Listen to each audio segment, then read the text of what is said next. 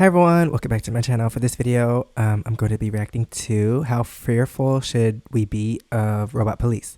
Yeah, it's kind of crazy that technology is advancing, and they're creating all these different things like worker robots. Like it's been in Korea for a while. Like you go to like McDonald's or something, you can like order your own food, and then the workers in the back make it. But I guess it recently got introduced in America. But it's so easy. It's like I prefer to like order my own stuff on the computer on the screen, and then they just make it in the back, and then I feel like that's faster too. Like you can't complain at the person, the worker, for getting your order wrong, unless they make it wrong. But like they can't hear you wrong if they're not the one like, taking the order. But yeah, it might be crazy with all these robots like on the street. I don't know like how often they'll be out and stuff, but it's interesting to see like what they can do, and if they malfunction, like what will happen. I don't know, but let's get into this video, and please subscribe. Let me know what else I should react to in the comments below.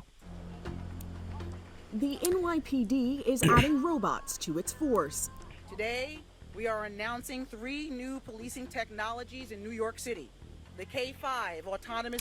But the thing is, if you're doing something you're not supposed to be doing, what are these robots going to do? Just call the police? Or are they able to, I don't know, record video? Are they going to punish you? I don't know. Look, see, I don't know. I wish I could see the rest of the sign, but I don't know. What is this supposed to do? Security robot. The Spot Okay. Digidog robot. Okay, what do you do? The Star Chase GPS attachment system. RoboCop, the future of law enforcement. Robocops may seem like the stuff of science fiction. Drop your weapons, you're under arrest. But they use... As long as you don't give these robots guns or like something that they can hurt humans with, then I think it should be fine if they're just like there to report you to the police and not like attack you or something. Then it should be fine. They can't take over the world. Use of robot technology in policing is fast becoming a reality, and that has some people concerned. Ryan Jenkins teaches philosophy at California Polytechnic State University and specializes in the ethics of emerging technologies. He told Inside Edition Digital that we're right to consider how robots should be used. I think that anytime we see a government using a new technology and subjecting their citizens to it, there's a lot of quite plausible, Where's this money coming from? reasons to be concerned. So the question is, what's it going to be like? See, like, what does this thing do? And how does it know if you're doing something bad? That's what I want to know. Like, if you're doing something bad, what is it going to do? It's not going to chase you. Like, you can outrun this thing. I'm subjected to this. What happens if innocent people are subjected to these technologies? What technologies, though? What are they doing? He's clean.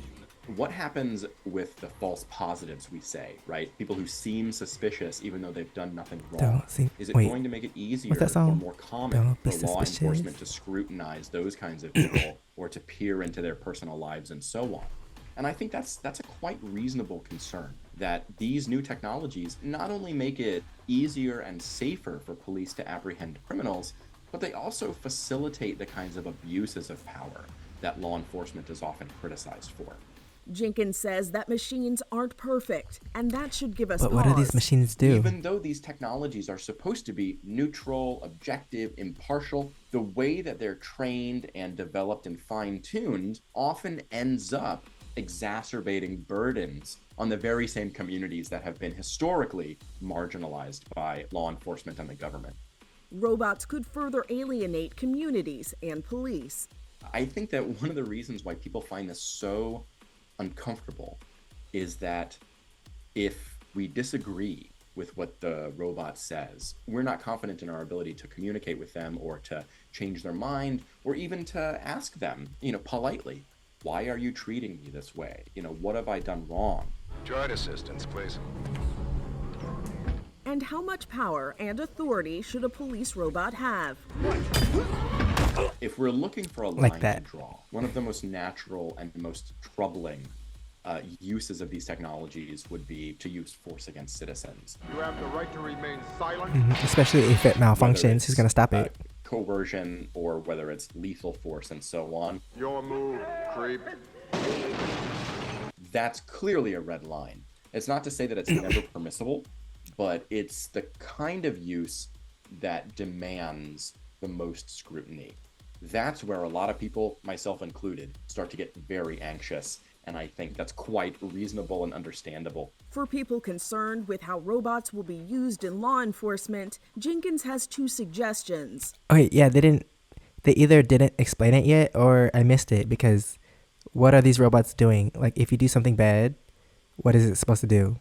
And what are they looking for? Like, and how would it know? I know there's cameras on it, but like, if you're not doing anything suspicious and then it thinks you are, like, what's going to happen? They're just going to call the police? I don't understand.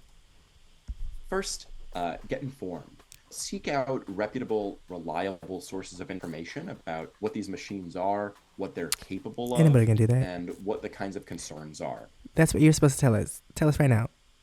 It's not a utopia that we're talking about. It's not a dystopia, right? The truth is complicated. And secondly, I think that it's a good idea to get involved. That doesn't sound good. It might not be very effective or feel very effective to write to your senator or something like that, but I bet your mayor or someone on the city council will care, or someone who works in community relations at your local law enforcement agency.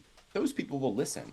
People are still in charge, but people need to figure out what kind of power they want to invest in robots. And I think the hard work comes in trying to draw a nuanced and principled line for where we want the police to avail themselves of certain technologies and where we think, you know what, this needs to remain the sole domain of human reasoning and human action, not machine guided or machine assisted. Okay, so they didn't really answer all the questions I had.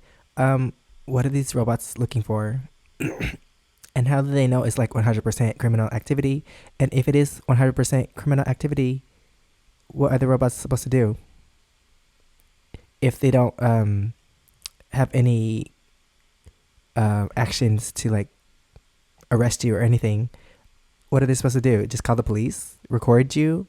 Like, you can outrun the robot, so I don't understand what they're for. But maybe they'll update us when they actually start using them for real. But anyway, that's the end of this video. Thanks for watching. Please subscribe. Let me know what else I should react to in the comments below. And if you want to see my experiences in Korea, you can check out my first channel, SEKSHI. And if you want to see my other socials, it's right here under my face. Thanks for watching, and I'll see you next time. Bye.